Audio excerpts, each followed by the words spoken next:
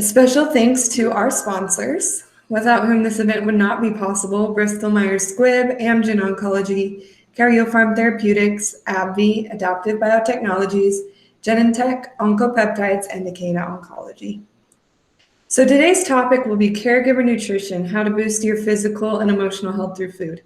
At the end of the very first meeting that we had as a caregiver chapter, I sent a survey out asking what topics you'd be interested in, and this one was recommended or solicited, I guess, by many of you. You wanted to know, how can I, not necessarily what is healthy, but how can I incorporate nutritional meals, nutritional snacks into our home? And when I was talking to Jenny Ahlstrom, who's the founder of Myeloma Crowd by HealthTree, I said, this is what they want. Who's a great speaker? She immediately recommended Katie, who's a registered dietitian, and I'm really excited to hear from her today. She's, again, prepared an amazing presentation, and I'm excited for you to hear the practical and applicable advice that she's going to be giving us. It's now my pleasure to introduce her. I'll just do a brief introduction because she is also going to introduce herself to you guys. But she joined the HealthTree Foundation as the community director for AML in 2021. She is a registered dietitian who previously worked at the VA hospital in Dallas, Texas, where she coached veterans with blood cancer and their caregivers on how to use nutrition to improve their treatment outcomes and minimize cancer-related side effects. Katie is passionate about health education and patient empowerment. She believes that food is foundational to cultivating a life of health and happiness.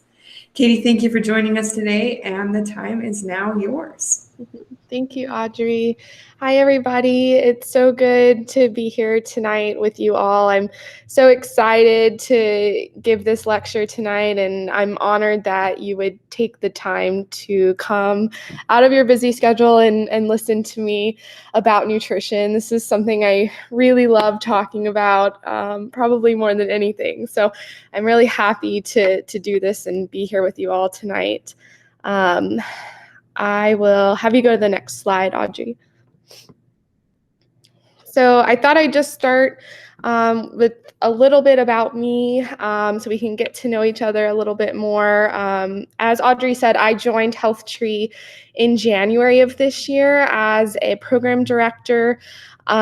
We are expanding the foundation a bit and taking all of the amazing programs that have been designed and implemented for multiple myeloma patients, and we're now adopting them and making them available to patients with a different blood disorder called acute myeloid leukemia. And I wanted to mention this to you tonight in case you do know anybody with acute myeloid leukemia, so we can begin to spread the word a little bit more. And have these resources get into the hands of people who really need them. I'm heading up these programs and we'll hopefully have them off the ground here in the next few months. So really exciting times around the foundation. So please spread the word to whoever you feel may benefit. Before coming to HealthTree, I worked as a registered dietitian for 3 years at the second largest VA in the nation in Dallas, Texas. I still live in the Dallas, Texas area. And I specialized there in oncology nutrition, cancer nutrition. So I talked every day with numerous veterans and caregivers about how to utilize nutrition before, during, and after their cancer treatment, and really got to see the power of food and how that really helped enhance their outcomes. And so I loved what I did there at the VA.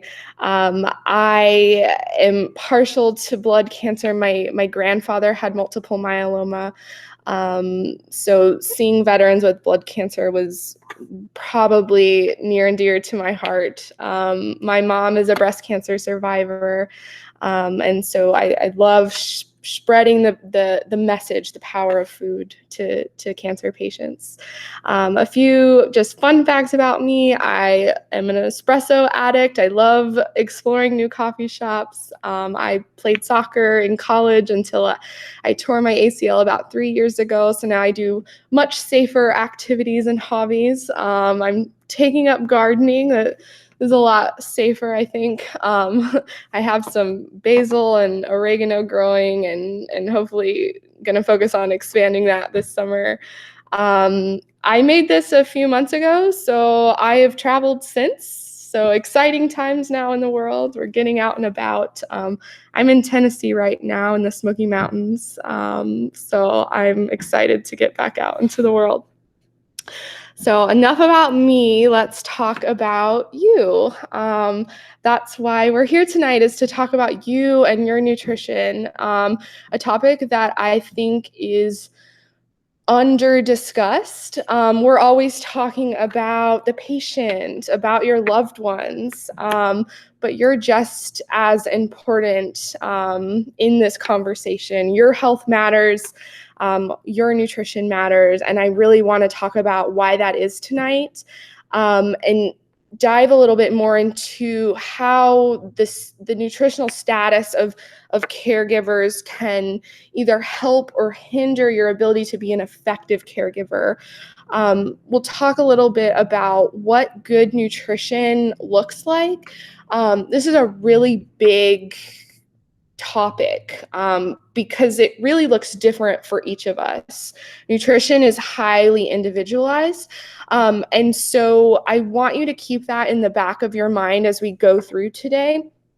Because if you want to dive more into personalized nutrition, I highly recommend you to meet one-on-one with a registered dietitian like myself.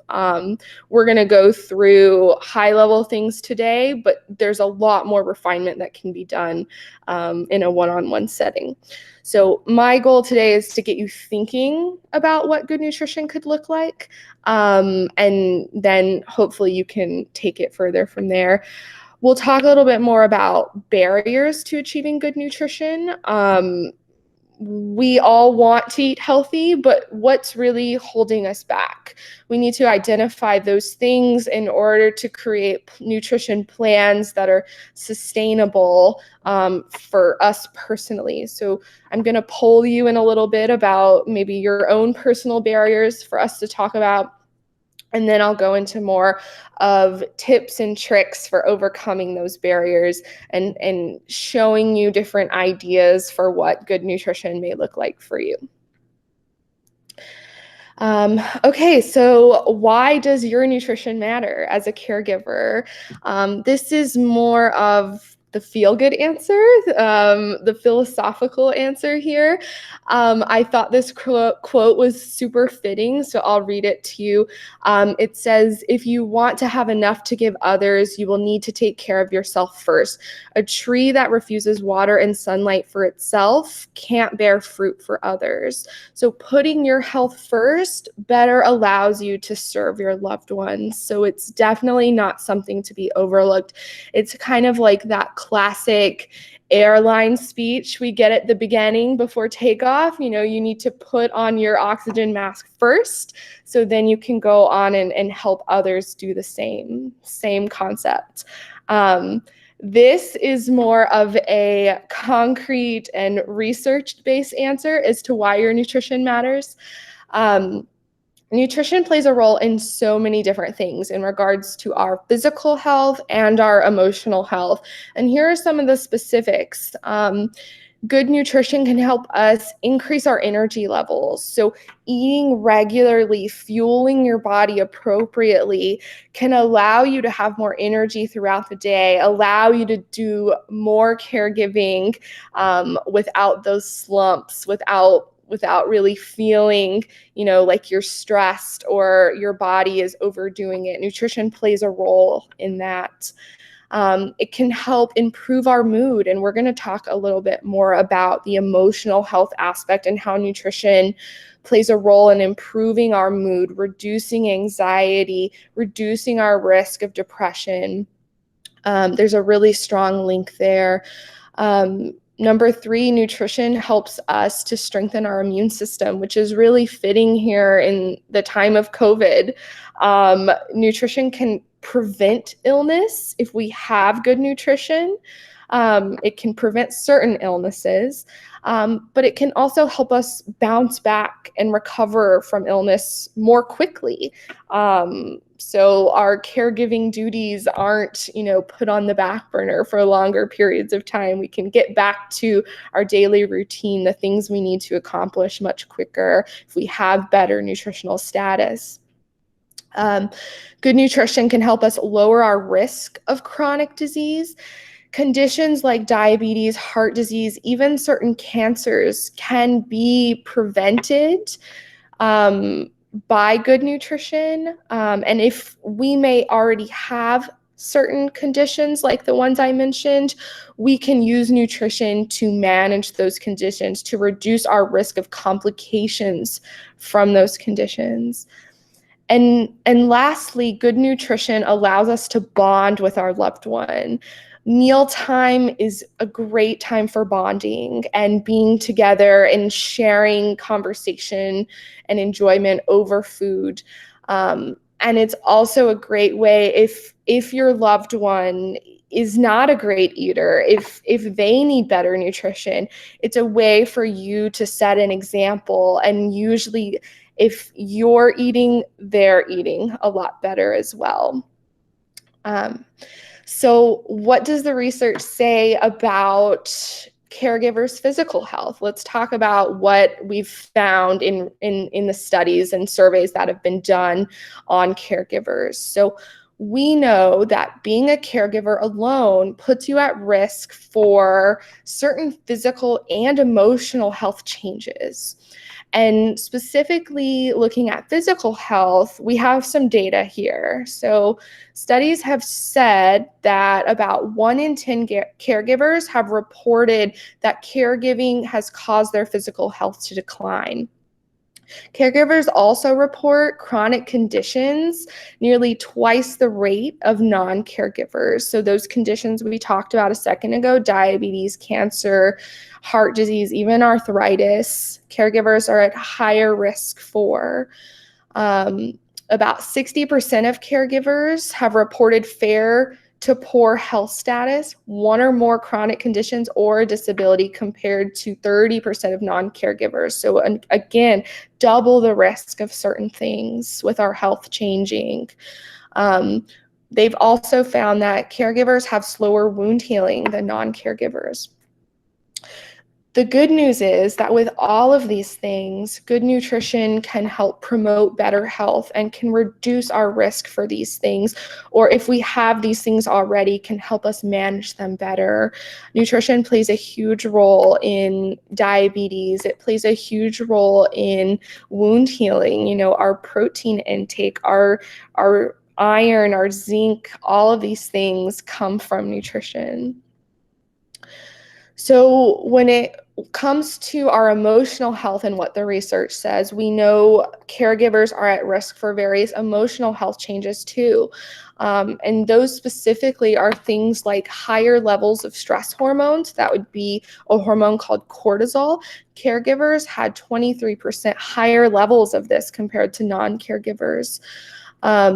About 40 to 70% of caregivers have clinically significant symptoms of depression, with about 25 to 50% of those caregivers meeting criteria for severe depression, clinically diagnosable depression. We also know that 16% of caregivers have reported that they feel emotionally strained, and 26% say that taking care of their loved one is hard on them emotionally. The good news with all of this is that good nutrition plays a role here too. We can reduce stress hormones like cortisol. We can reduce or manage better depression. We can make our mood happier by what we eat and how we eat. So I tell you all of these statistics not to scare you, not to hopefully make you feel doom and gloom. Why I wanted to share these with you is to hopefully empower you, to give you the knowledge that your role as a caregiver puts you at risk for changes. So that way we can be aware and we can be proactive to maybe think about where in our nutrition and lifestyle can we intervene so that way these things don't necessarily occur to us. Okay, so let's talk about physical health again. Sharing these statistics probably makes you think about, okay, what can I do? And when it comes to nutrition, we're thinking about, okay, what can I eat? And again, the answer to that question is definitely not black and white. It's not the same for everybody. So here I want to get you thinking about what good nutrition can look like for you. And where we start in order to answer that question is by defining what your own personal health goals are. Once we define that, then we can create a nutrition plan that is specific to helping you meet your physical health goals. So we use nutrition to help us accomplish the things in life that we want, that we desire, that we hope to do. So in my years of being a dietitian, I've heard a lot of goals, and I've listed some really common ones for you here on the left. So I want to get you thinking, and these may not necessarily be your goals, but I want you to see maybe how some are structured or thought out so you can begin to think about what your goals may be. And you may have one, you may have several. But some of the common ones I hear are, I want to have more energy in the evenings to play with my grandchildren. I want to stop feeling so bad or bloated after mealtime. I want to be able to walk a 5K. I don't want to experience the pain in my knees anymore. Or I want to control my blood sugar or maybe other conditions so I can take less medication. So think about what's important to you. I don't know if we can do this, maybe not. Audrey, you can tell me. I was thinking if we have any health goals that come to mind, we could put them in the chat for others to see. Is that okay? For sure. Okay. Yeah, we can do that. If you feel comfortable sharing with us, we can maybe talk about them at the end. But sometimes when we put it on paper, when we write it down, it feels a bit more concrete to us.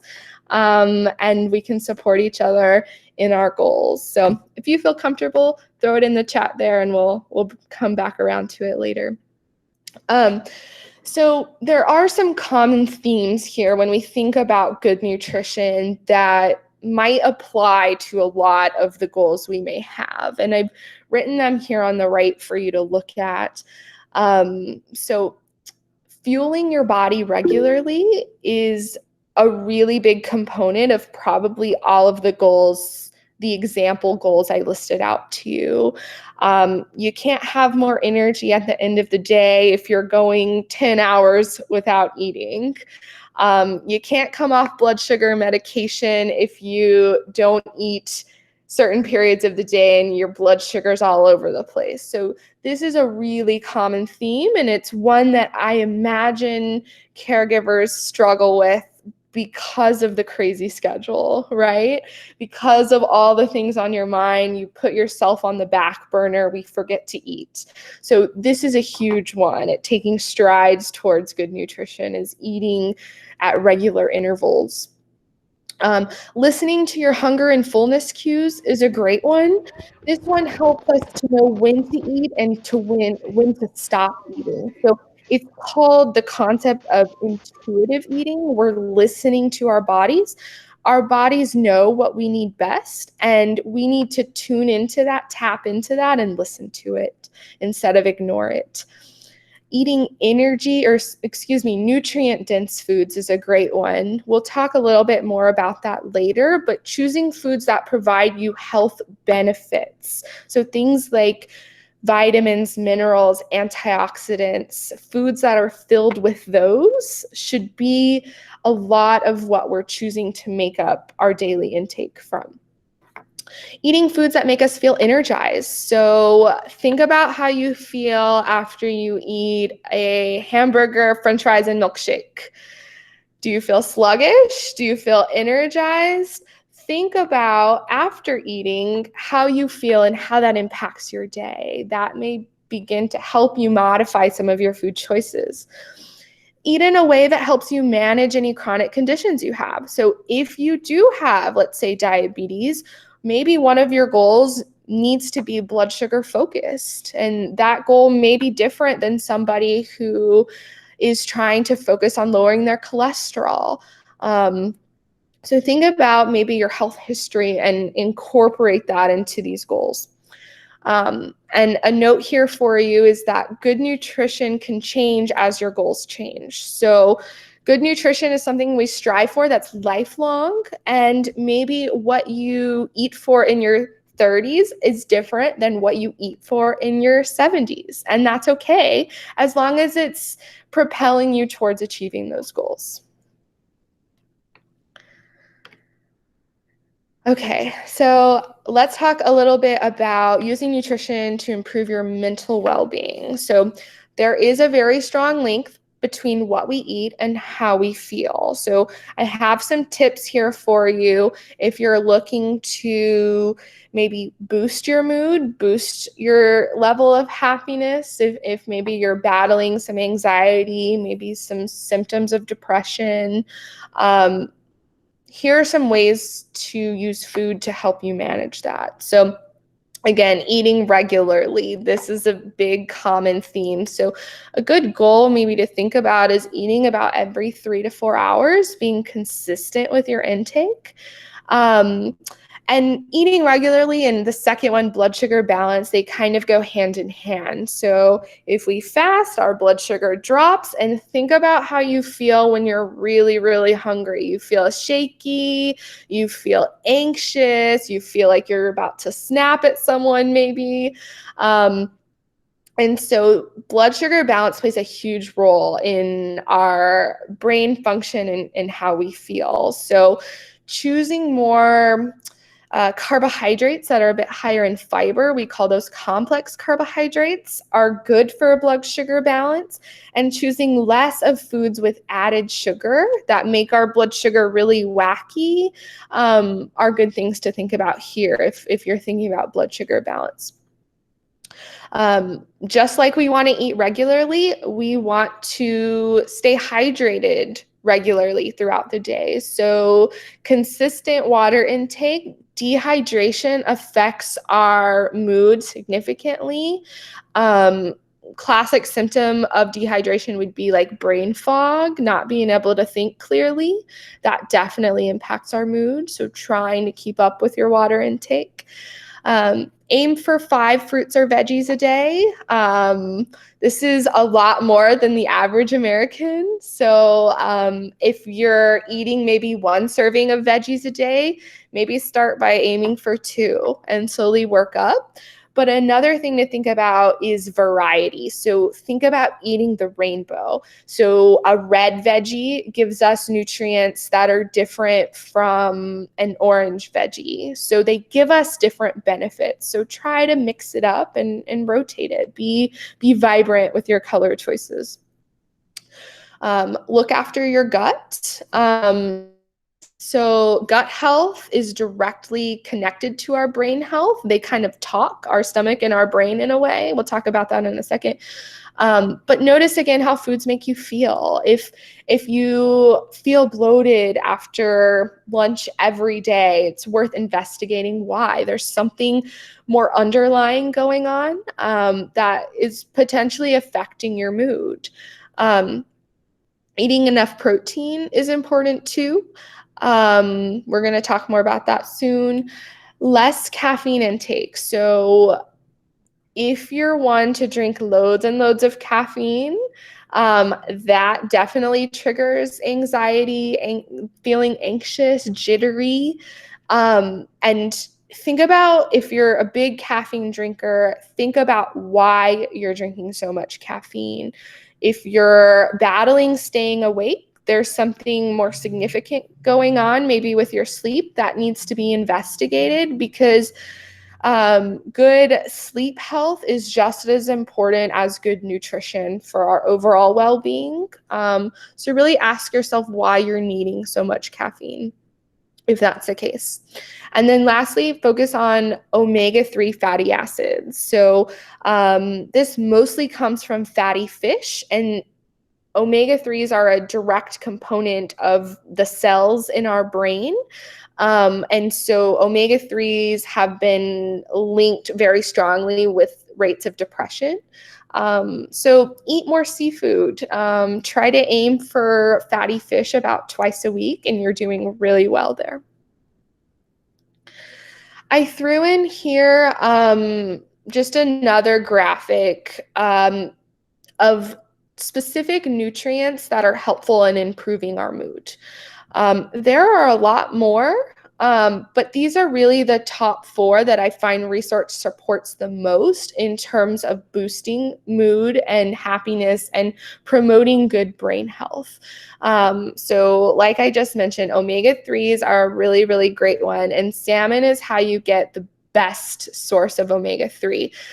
Your sardines would be number 2. The walnuts and flaxseed have very tiny amounts of omega-3, so I wouldn't use that primarily as your main means of getting it, but they can add a little bit.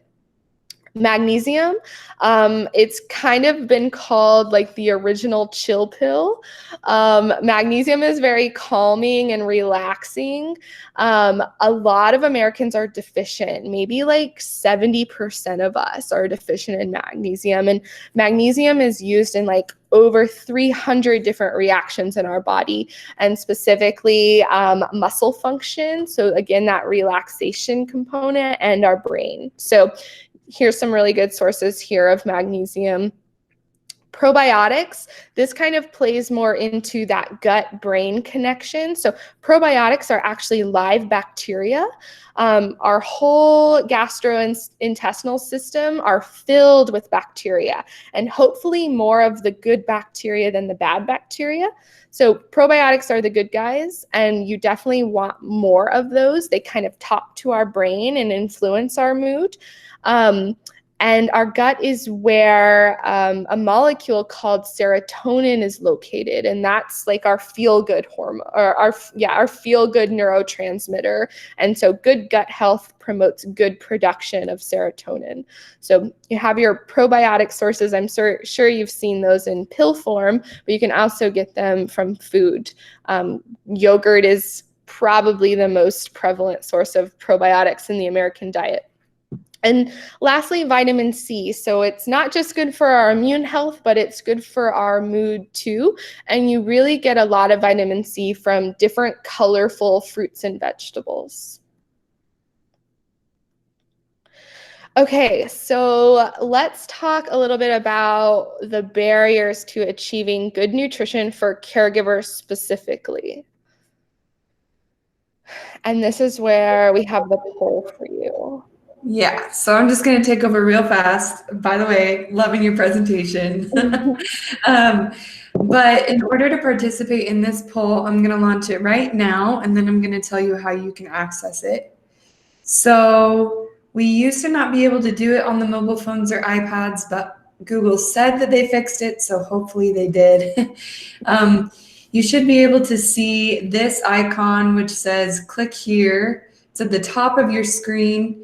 It's the square, the circle, the triangle, and if you hover over it, it says activities. If you click that, it will show you this pop-up, I guess, list.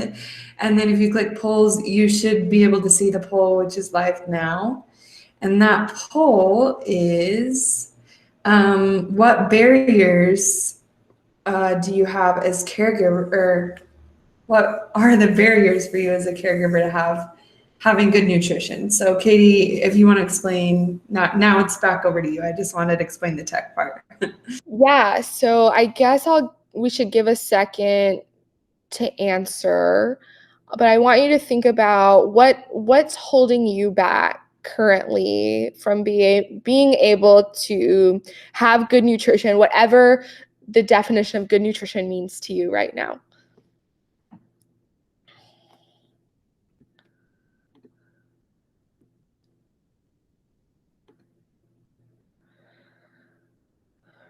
And Audrey, I think you're going to have to tell me how to see the answers. I'm trying to be high tech, but it's all good. I can, and for those of you that aren't able to access the poll for whatever reason, I can also just talk about the answers. So it looks like right now we have one person reporting too little time, several people reporting too little time and energy, and one saying that they already feel that they eat well. A couple more votes for too little time. So I think there's varying factors. Got it. Okay. Thanks for sharing. This is helpful to maybe think about for yourself personally. Like think about what's holding you back. Because our interventions want to be focused around what the barriers for you are specifically. But what I'm hearing is that some are experiencing a lack of time and energy, which is what I figured, and what really correlates with what we find in research. So caregivers have been polled, Audrey, if you'll go to my next slide, I can show you guys. So surveys have been done in the past that I found.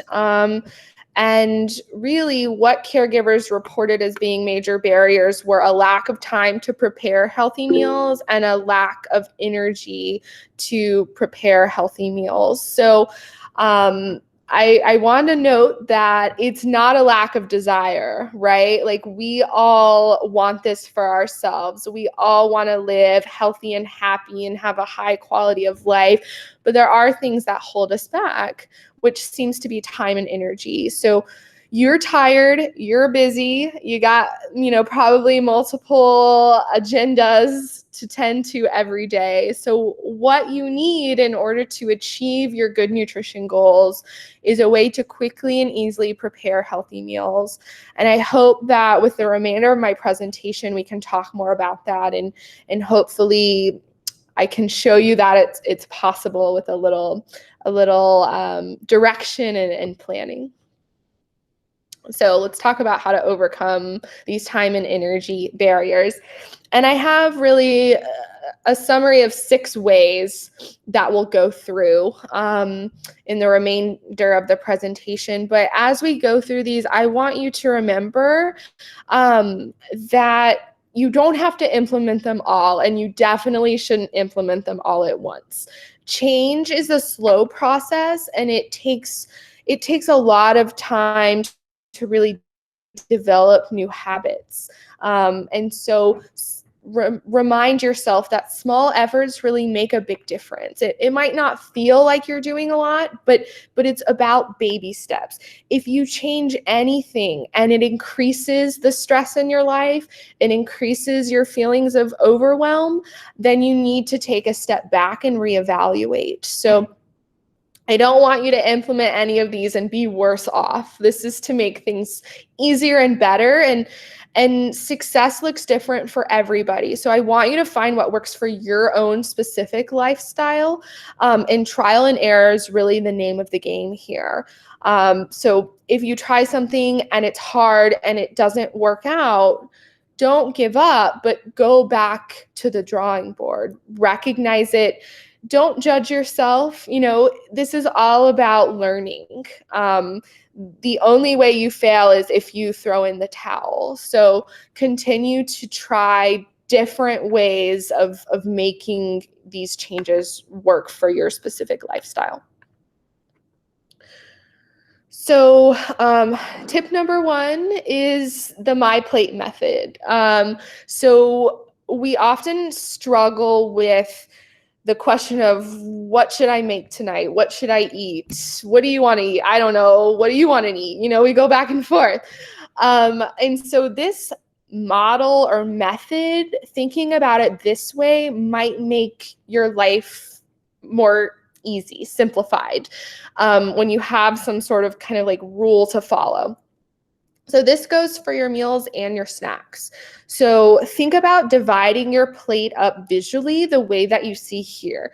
So half of your plate should be fruits and vegetables. And I tell people more preferably heavier on the vegetables. You can leave fruit out altogether if you choose, but half of your plate should essentially be produce. And then you make 1/4 of your plate grains or carbohydrates, more of those starchy foods, and then the remaining 25% coming from a protein source. You see dairy on here, you could take it or leave it. You don't have to consume dairy in order to have good nutrition. If you do not consume dairy regularly, I would recommend you be mindful of your vitamin D and calcium levels. Vitamin D plays a huge role in our mental health too. Calcium in our physical health with our bone strength. So think about that if you don't have a lot of dairy in your diet. But you could take it or leave it for building these plates. When it comes to your fruit and vegetable, think about that variety. Think about that rainbow. I don't want you to just eat green beans Monday through Sunday. Throw in broccoli, throw in cauliflower, Brussels sprouts, something new. Different produce give us different benefits. When it comes to your carbohydrates, think about making half of your carbohydrate choices what we call whole grains. So that would be things like choosing brown rice instead of white rice, choosing whole wheat pasta instead of white pasta. These choices don't cost us any extra time. It's simply the one that we, choose to pull off the shelf. So those swaps, can help us with the time and energy barrier. When it comes to protein, we want to make the majority of our protein sources non-processed. So that probably could mean something like choosing a chicken breast instead of a chicken nugget, choosing whole, fresh, leaner sources of protein more often.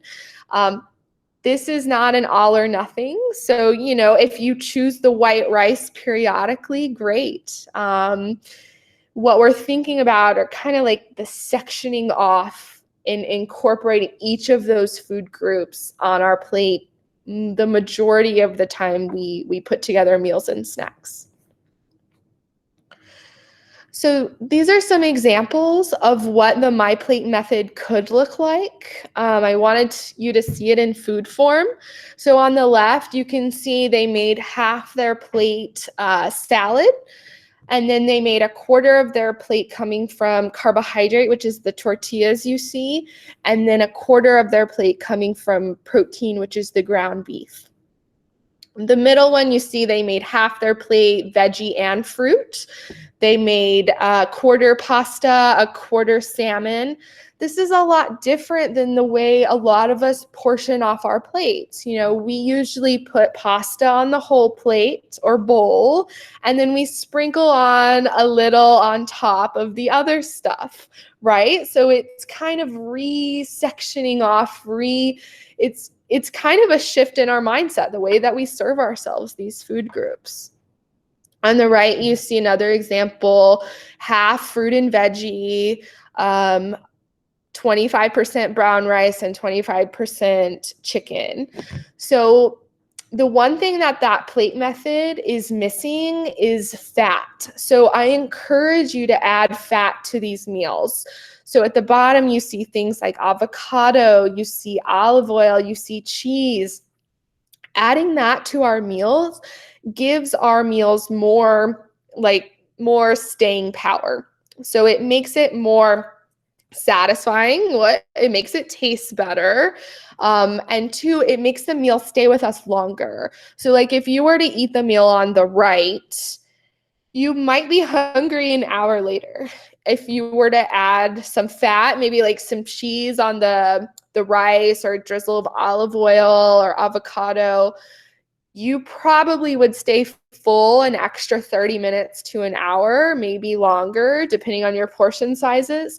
So it helps you to stay fuller longer. And fat also has a lot of good nutrients in it if you're choosing ones that, like the ones I'm showing below. Okay, so tip number 2 is to make things quick and easy. And I'm going to talk about breakfast and snacks because I feel like those are the 2 things that most people struggle with coming up with ideas for. And so we're using that My Plate method, and we're using it for breakfast to guide us. And we're also shrinking it down and going to use it for snacks. We'll talk about that next. So for breakfast, most importantly, rule number 1, please eat breakfast. Don't skip breakfast. Set yourself up right for the day, okay? And yes, coffee is not breakfast. So I know you might be thinking it. Coffee is not breakfast. I know you might have done it once or twice, maybe a lot. You need more than that, okay? Your day needs to be supported by more than that. So I just saw the comment. Yes. I work with people too often. I know how they think. Okay, so different quick and easy breakfast ideas that I want you to think about keeping on hand because, you know, morning times are times when we're rushed, we're out the door, we need something. It doesn't have to be gourmet. Doesn't even have to require a lot of cooking if you're prepared and you have the ingredients at home. I really like the toast concept. So slice of bread, any kind you like, that's your carbohydrate, right? Then we want to build and add onto it. So instead of adding butter, instead of adding jelly, we need some sort of protein, some sort of healthy fat, maybe fruit and vegetable added to it. So like you'll see toast with any sort of nut butter, and you see sliced bananas and some hemp seeds on top. That's a very balanced piece of toast. You see a toast with avocado, healthy fat. You see it has tomato. It has a hard-boiled egg for protein. You want to build the layers so that way you have protein and fat and carb and maybe some fruit and vegetable kind of all combined into one. You can do things like Greek yogurt with mix-ins. So instead of just having Greek yogurt by itself, you can add in some nuts, some berries. That helps to enhance it. I really like this brand, especially that I have on here, this Oikos 000. Doesn't have any added sugar in it, so I think that's really nice. You're getting sweetness from the berries that you're adding. So you can also do smoothies. It just depends on how you build the smoothie, right? So you want some fruit and veggie, which you could do like any sort of frozen fruit, and that's really nice to keep on hand. I like frozen berries. Throwing in a handful of spinach, sneaking veggie in early in the morning is nice. You don't taste it. I was going to say I don't promise, but I don't think you'll taste it, especially if you add the peanut butter and then like milk as a liquid. You can throw in a protein powder if you want a little extra protein, which might be nice in this instance. If you have a little time to cook, you can do an egg scramble. So many different ways of doing this. But scrambled eggs with any sort of like sauteed veggie thrown in. I like spinach and onion and bell pepper. Throw in avocado and salsa for flavor. There's endless combos with a lot of these options here. So it's really about finding what you like. I made a little snack guide. So this is following your My Plate method shrunken down. So we have here on the left, these are more of our carbohydrate, our starchier choices. And what I find where people go wrong is they just choose these and not the ones on the right. So we might just have pretzels for a snack, and that makes our blood sugar go up and come back down really quickly, and then we're hungry again 30 minutes later. So if you pair it with your protein and fat sources that you see on the right, has much more staying power, you get extra nutrients, and you're more satisfied from your snack. The goal of the snack is to fill you up, right? It's to kind of hold you over until mealtime. And so if you're choosing snacks that don't do that, it's probably because you're not balancing it correctly with protein and fat sources. So combos like these, apple and peanut butter is a classic example. You could do either carrots or pretzels with hummus. You could do crackers with avocado. You could do corn tortilla with some melted cheese on top. Berries and dark chocolate. You know, the combinations are really endless, but you want to make sure you get some from both sides. Okay, so tip number 3 is to choose nutrient-dense swaps and additions. So these are things that add nutrients, add health benefits that don't cost you any extra time or energy. So here's some examples of swaps. So instead of ordering the pepperoni pizza, we're ordering the veggie pizza, okay? We're getting more nutrients. So nutrient density is boosted by adding fruits or vegetables typically. So you're swapping more of a processed meat for more veggies, nutrients, fiber, things like that. You're taking a meat and cheese taco and you're either ordering it or making it with extra veggies added on top, shredded lettuce, onion, chopped tomato, things like that. No extra time or energy, especially if you're ordering it. But thinking about what can I add to these foods? What can I swap? Different additions. Instead of a bowl of plain Cheerios, adding in fruit to your Cheerios. So sliced banana, berries here again are good. Instead of just a plain plate of pasta and pasta sauce, throwing in some veggies. This is where like frozen veggies is really nice to keep on hand, so you can just toss them in and not have to do any extra like prep steps if you're in a hurry. Okay, tip number 4. I think 4. I'm losing count. So think about your drink choices. A really great step in the right direction is to evaluate how much added sugar you're consuming. And a lot of that is coming from your drink choices. So if you're one who is sipping on sugary things a lot throughout the day, this is a really great focus for you. So that means slowing down on the sodas, on the Gatorades, on sweet tea and juice, especially. We go overboard with that a lot. I find the juice serving for an adult is about 4 ounces. So if you know what that looks like, it's not a lot. It's like 2 swigs for a lot of people. So if you're one to go overboard, measure it out, see what that looks like. Juice may be a bit of a better option than soda because at least you're getting those nutrients, whereas soda, you're getting nothing beneficial. But think about how much added sugar you're drinking throughout the day. The added sugar affects both our mental and our physical health negatively. So added sugar in high amounts can be very inflammatory. It can affect our hormone balance. It can increase inflammation. It could increase our waistline.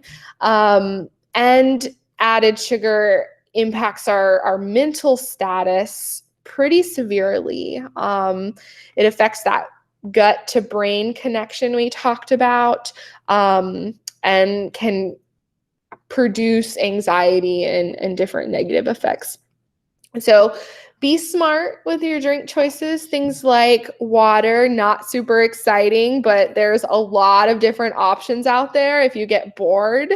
Fruit infused water is great. You're getting those vitamins and minerals. You can throw in some frozen fruit in your water, let it sit in the fridge overnight, and have that for the next day or two. You can do so many different combinations there. You can even throw in some herbs.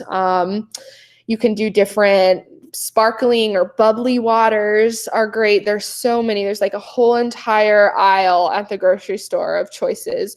What you want to do is look at the food label and make sure there's no added sugar. Double check, because it can be a little bit tricky to navigate if you're not checking the label. Their label language can be a bit confusing sometimes. You can do water enhancers. Those Mio drops are great. Crystal Light is even okay. It's definitely better than the sugary alternatives. I wouldn't overlook tea. I think tea is amazing for our health. It gives us a lot of vitamins and minerals, actually. Antioxidants are great to get from tea, especially green tea. Black tea is good too. And then I put some different options down below. We can use tea for different things. If we choose something like a chamomile tea, that can be calming. I love to drink that before bed. You can choose like ginger and peppermint teas if you're trying to work on gut health, if you're experiencing bloating or nausea or things like that. Those kinds of teas are good. Or you can find different blends, like this lavender blend that's more calming as well. So there's a lot of different options out there when it comes to tea. Okay, tip number 5 is to be savvy at looking at your nutrition label. So don't get caught in the weeds. We don't want to spend a lot of time here, but what you focus on the label depends on what your goals are. So we're going back to those health goals, and we're choosing the line items that help us meet those goals.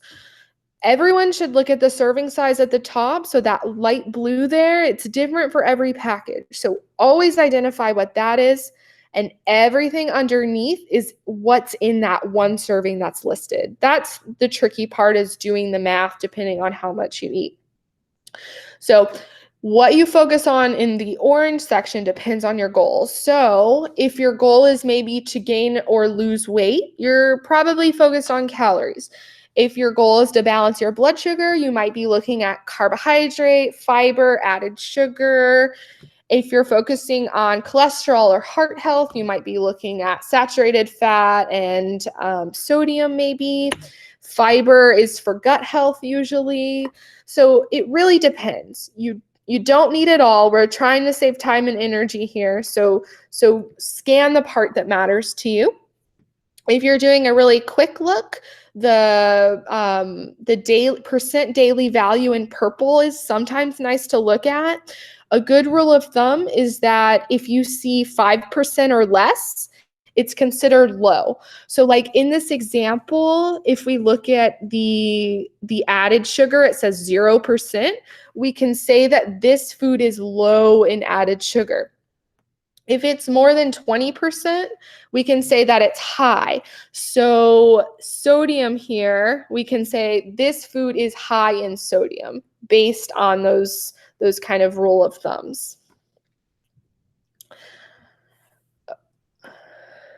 Okay, last one. So tip number 6, keep a well-stocked kitchen. So if we're prepared, if we're well-stocked, we're going to make better choices. If we have things to make at home quickly and easily, we're not as likely to run through the fast food line or to call up Domino's, right?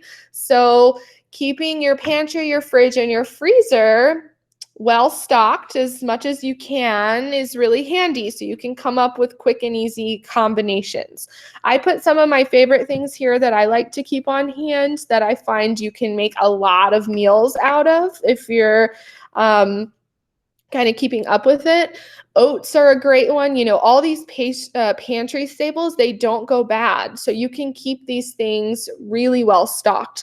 Oats, we could have added that to our breakfast list, adding in like peanut butter and berries and maybe flax or chia seeds, and making an oatmeal like that could be really quick and easy.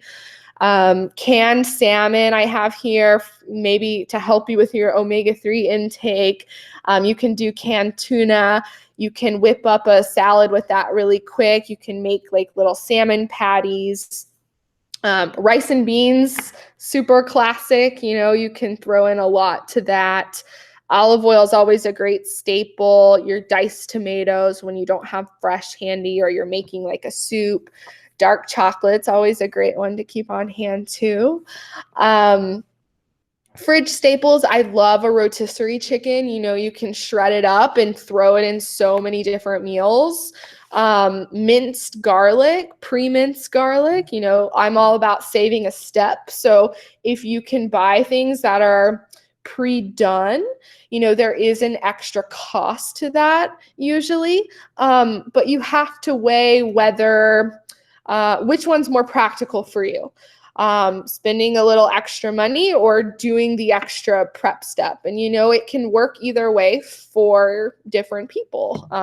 I'm a person that eats a lot of broccoli. So to me, it's worth it to buy the pre-chopped big bags of broccoli versus something I don't eat very often. So you have to think about maybe it in that way. What is it worth?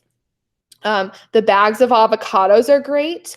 They're cheaper when you buy them in bags, and you can store the ones that you're not going to use immediately in the fridge, and they'll last a lot longer. Everyone hates a mushy avocado, so use the fridge. Pre-bagged or pre-boxed lettuce is a great one. Eggs, big staple. Hummus is awesome for different spreads on sandwiches or dips for veggies. That's a great snack staple. For your freezer, if you have the space, load it up.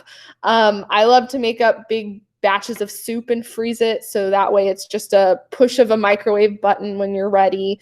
But things like edamame, I encourage you to freeze bananas that you're not going to use for smoothies later, or different oatmeal or toast things you're going to make.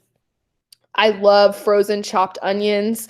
I hate chopping onions. So throwing, like, if I'm making a soup, you can buy the pre-chopped onions. It's awesome. Same with like the frozen pureed basil. That's nice because basil goes bad so quickly. It's so fussy. So using those is really nice to pop in when you need the flavor. Frozen shrimp is a great quick protein that you don't necessarily have to think about thawing like days in advance. Thaws really quickly. You can saute that up with maybe like some fajita seasoning and make tacos, or put it on a rice and bean bowl. I could go on for hours with combinations. And you can freeze bread too. So don't forget about throwing that in the freezer if you're not going to use it. So I threw a lot at you. Let's summarize the most important takeaways. So if you're ready to give this a go, one, I want you to remember why. Why are you making these changes? And most likely it's for others. I always ask people, why do you want to be healthier? And it's because they want to be around longer for their families.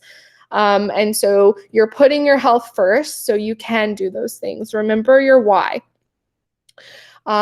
Truly believe and truly know that food is impactful. It can improve your physical and mental health. There's no doubt about that. We have lots of research to back that up. Identify what matters to you personally. You can watch TV shows, you can read books about what to do, but what matters to you, and then build your nutrition plan around that. Eating well doesn't have to take a lot of time or energy. It doesn't have to be fancy. We get caught up on Instagram about all these beautiful looking plates. It doesn't have to be like that. A little planning goes a long way.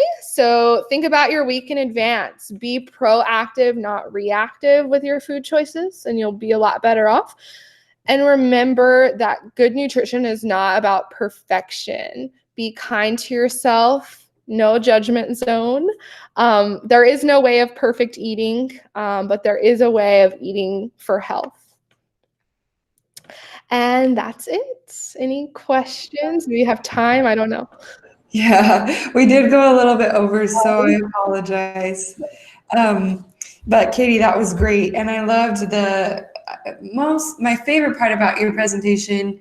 A, it was your passion, but B, it was also how applicable it is. And again, we're going to be sending these slides out in our follow-up email, so you'll be able to have those pictures. You'll be able to have the recording where she's telling us. There's been a couple questions that I'd like to just kind of crank out really quickly, if possible for you.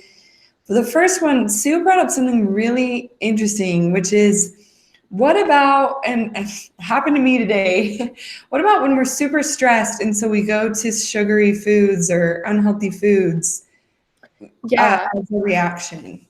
Yeah. I think you need to think about how often that's occurring.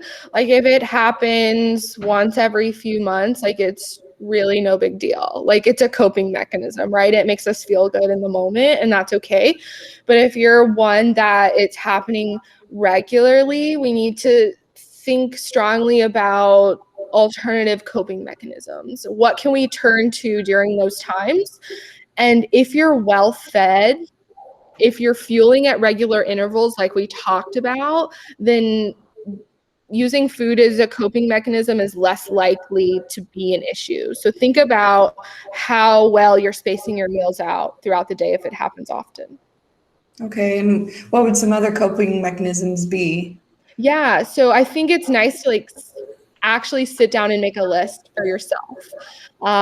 So, really good ones are going for a walk, calling a supportive friend or family member, playing outside with your dog or your grandchildren, things that are enjoyable and comforting to you. Read a book, take a bath, things like that are enjoyable. You would want to implement those if you're not truly hungry. If you're truly hungry, then you want to keep things around that are, good options to choose. Awesome, thank you. So another question kind of goes along with that. I know you've said to be feeding ourselves regularly throughout the day. So what are your thoughts on the 3 meals per day versus many small meals throughout the day? Yeah, that one could go either way, honestly. I hate to say it depends, but it does. Like for me, eating 6 meals a day is not practical because I don't have the time to sit down and do that consistently. But if you do, then that may be a better way for you personally to space your meals out. I don't think you're going to be better or worse off either way. What you want to do is be consistent about it and listen to your body. So if you can make it, 3 hours without food and feel great and eat again, then, that's the meal pattern you want to follow. You want to eat when you're slightly hungry and stop when you're slightly full and build the meal pattern around how you feel. Yeah, that's great. Okay, for our last question, is there any way, or I guess, for our last question, is there any way to make kale more palatable? That's hard. And I'm scrolling. I saw the kale chip option. I think that's really nice. They're so good. Really crunchy. You have to massage kale, right? Like olive oil. You might want to even add in a little bit of sweetener, like maple syrup. If you're making the kale chips, start with that. Add sea salt, a little sweetener like maple syrup or honey, olive oil, and toss that and kind of bake it. That's probably a really good palatable way to start versus eating it. Don't eat it raw and expect to like it. Starting baby steps. Baby steps. I love it. Well, thank you guys so much. And again, I'm sorry that we have short time. I really enjoyed the presentation though, Katie, and I'm grateful for the time that you spent preparing. Grateful for all of you that took the time to spend with us today. I'm just going to close out with a couple of announcements. Our next event will be our next Myeloma Caregiver chapter event will be on the 10th of June. We're going to be talking about gathering our own care team because kind of like what Katie was saying at the beginning, it's amazing how many how the caregiving role actually affects physically and emotionally. We've talked about emotionally in the past, but it also affects physically the condition of the caregiver. And we're going to have Rosalind Height. She's the myeloma coach director. She's going to come talk to us. We're going to have just a discussion about how we can build our own care team, because we're always focusing on, oh, the patient needs all of these people on their care team, but turns out the caregiver needs their own care team too. So we're going to be talking about that. There's a ton of events on here, and there's really we're over time already. So I just encourage you to look at these. Tomorrow we're having a blend rep event for those that are interested. We're also launching our MGUS and smoldering chapter this month, which is really exciting. So please go to myelomacrowd.org/events. That will also be in the follow-up email that we send you, and register for other events that are interesting to you. I host all of these events, and I do it with all my heart because I want you guys to get all the great knowledge that the myeloma experts are producing. So thank you again to our sponsors, AbbVie, Bristol Myers Squibb, Amgen Oncology, Genentech, Karyopharm Therapeutics, Oncopeptides, Adaptive Biotechnologies, and Takeda Oncology. And again, thank you for helping us grow this multiple myeloma crowd community. And Katie, for your presentation, thank you again. Such a pleasure to be with you all, and I hope you have a really great night. Thank you.